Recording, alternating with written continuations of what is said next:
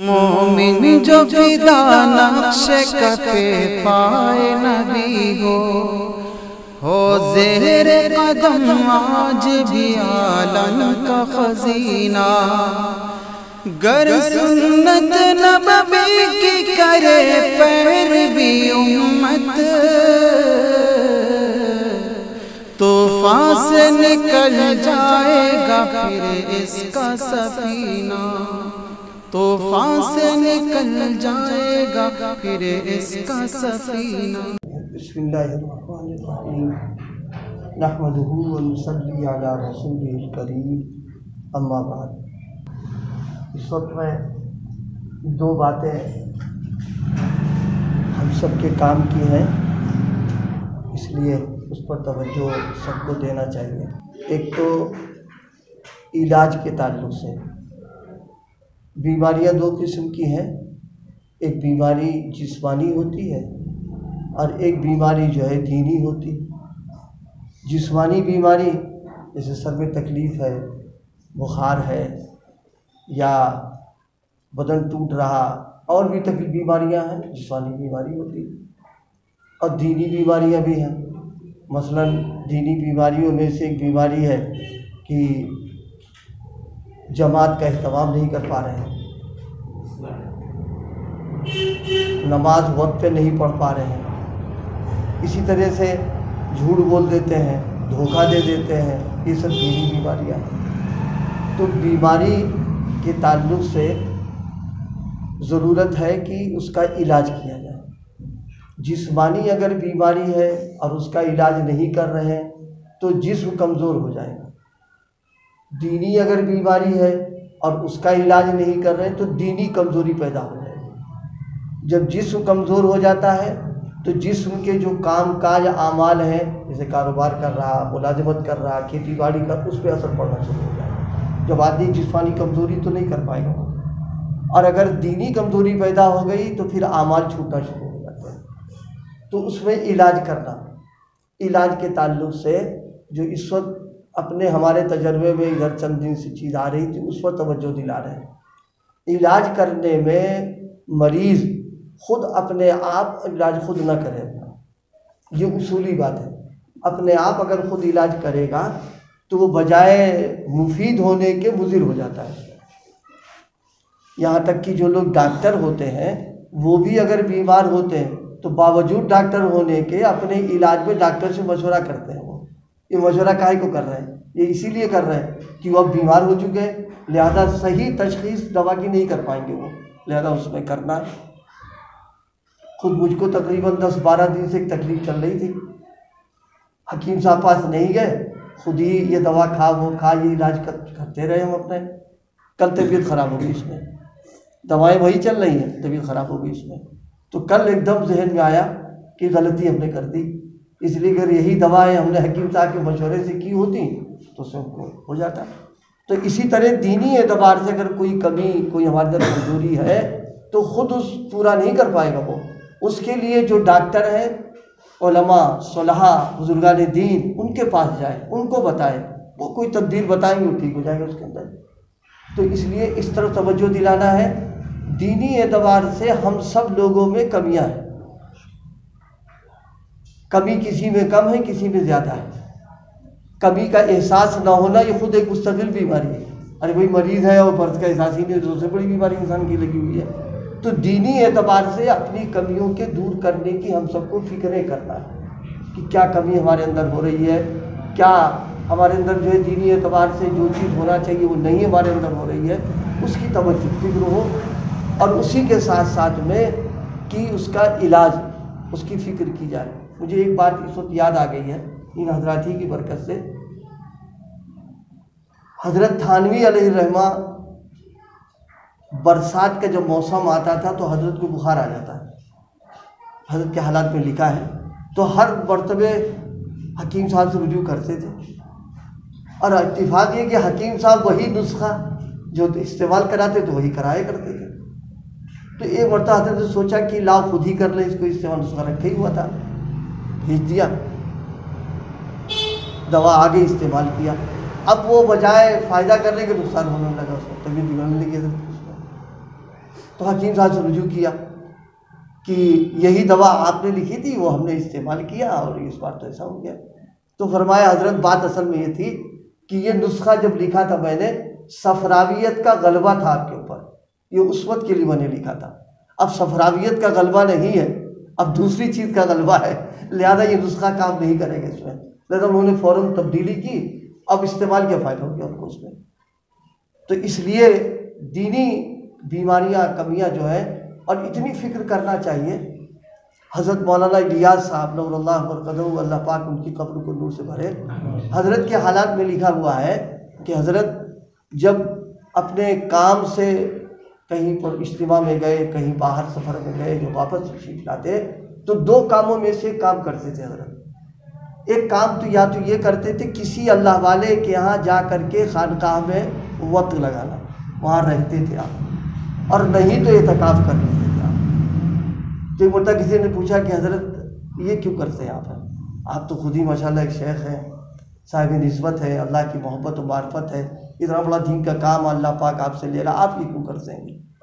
تو عجیب بات فرمائے بھائی اس کو ہم سمجھانے کے لیے سمجھ میں آسانی سے آ جائے گا.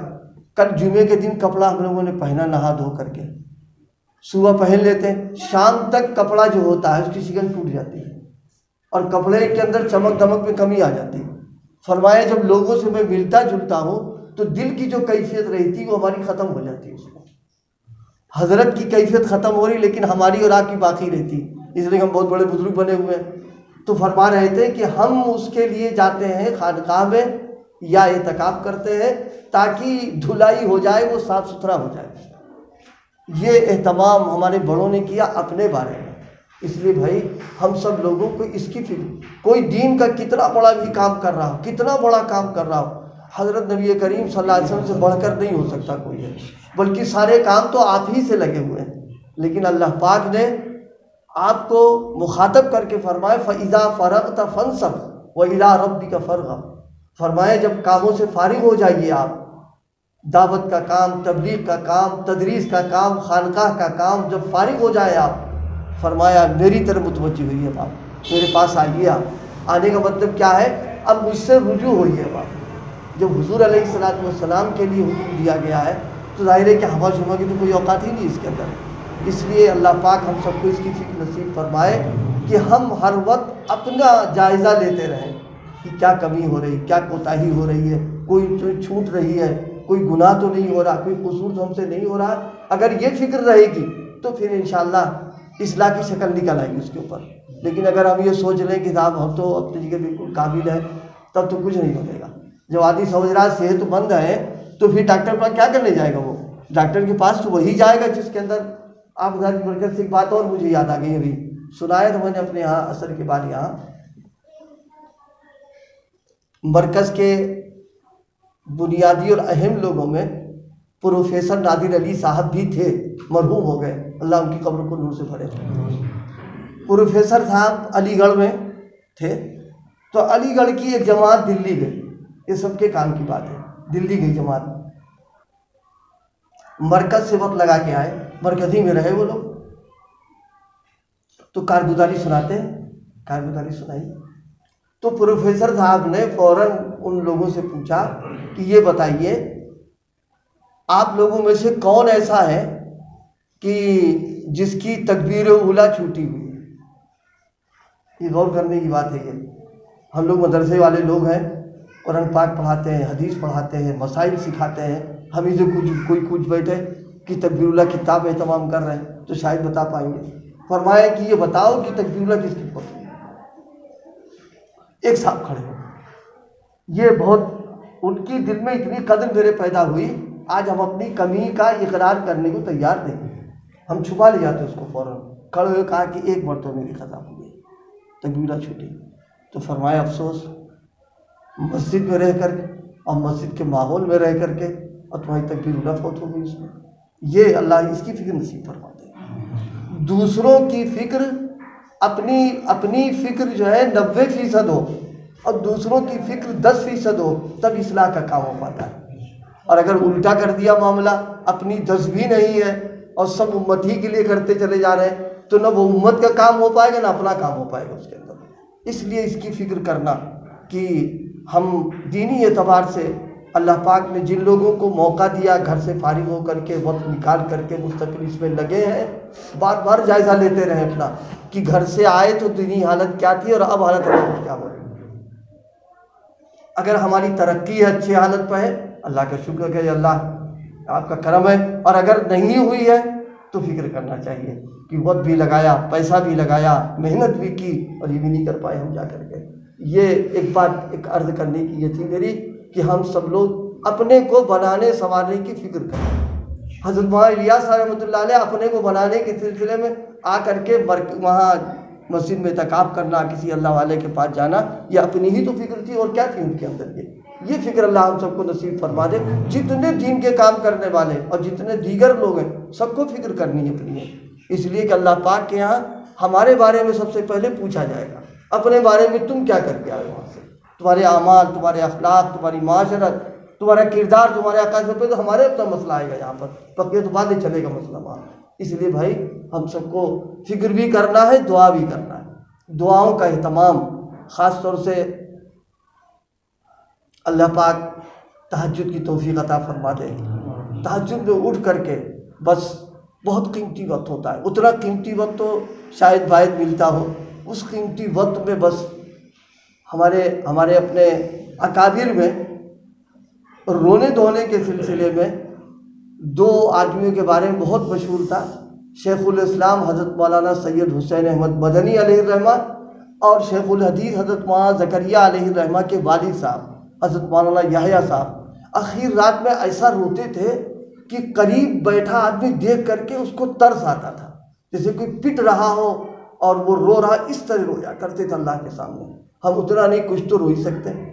اللہ پاک رونے پر بہت فیصلے فرماتا ہے، اخیر شب میں اٹھ کے رونا، اور اگر اخیر شب نہیں مل رہا اس کا در تو ہر وقت کھلا ہی ہوا ہے، کسی وقت بھی بیٹھ کر کے اور دعا مانگنے میں حضرت مولانا الیاس صاحب اور حضرت مولانا یوسف صاحب رحمۃ اللہ علیہ کے بارے میں مشہور تھا ہمارے یہاں کہ مانگنا اگر سیکھنا ہے تو ان باپ بیٹوں سے سیکھو کہ کیسے اللہ سے مانگا جاتا ہے۔ یہ حضرات دعائیں جب مانگا کرتے تھے، عجیب جن لوگوں نے شرکت کی ہے حضرت مولانا یوسف صاحب علیہ کی دعاؤں میں، وہ بتاتے ہیں اسے کلیجہ نکلا جا رہا ہو، اس طریقے سے دعا میں حضرت کی الہا، زاری، انابت اور گڑ گڑانا ہوتا تھا کہ سننے والوں کا کلیجہ پھٹا چلا جاتا تھا اس میں۔ ظاہر ہے ان کا کیا حال ہوتا ہوگا، ہم اتنا نہیں کر سکتے، کچھ تو کر ہی سکتے اس کے اندر۔ آج عموماً ہم لوگوں کا حال یہ ہو گیا ہے، ہم کو ساری فکر دوسروں کی ہے، اپنی 1% بھی فکر نہیں لگی پڑی ہے۔ اسی وجہ سے نقصان سب سے بڑا یہ ہو رہا کہ نہ ہم اپنے تسبیحات کر پاتے ہیں، نہ معمولات کر پاتے ہیں، نہ تلاوت ہماری ہو پاتی ہے، وہ دوسروں کی فکر ہے، پروگرام سارے دوسروں کے لیے بنا رہے ہیں۔ نہیں، بنائے دوسروں کے لیے، اپنی فکر سب سے زیادہ ہو، 90% اپنی فکر ہو، دوسروں کی فیصد 10% ہو، انشاءاللہ پھر کام چلتا رہے گا۔ اور الٹا اگر کر دیں کہ جہاں اپنی 1% بھی نہ ہو، وہاں ننانوے دوسروں کے چکر میں پڑ جائیں گے تو ختم ہو جائے گا قصہ۔ وہ ایک بات تو یہ عرض کرنا تھی۔